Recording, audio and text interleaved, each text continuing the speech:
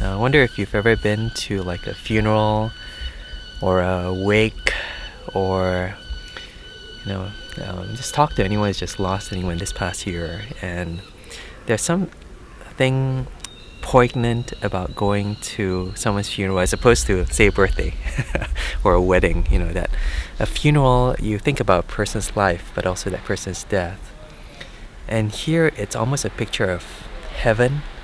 Not just the bit where it looks forward to the life after death, but just that in-between part where there is sadness and tears and death and mourning, and God actually comes and wipes all that away. Not as if it didn't ever happen, but that there's a comfort for it, and there is almost a restoration to it.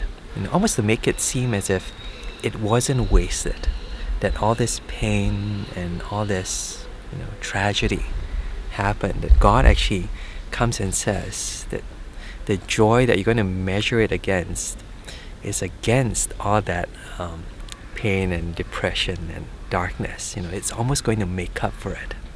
And there's something very comforting about that.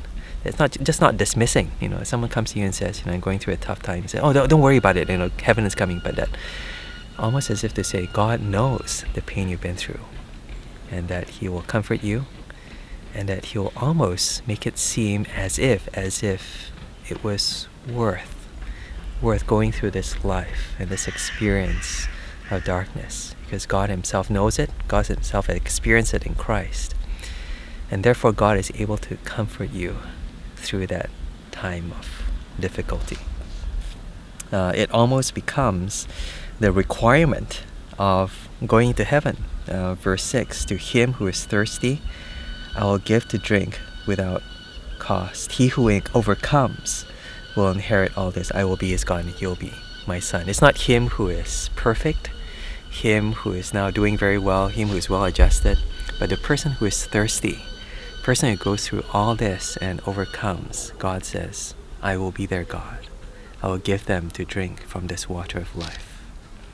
And it's saying to the Christian, to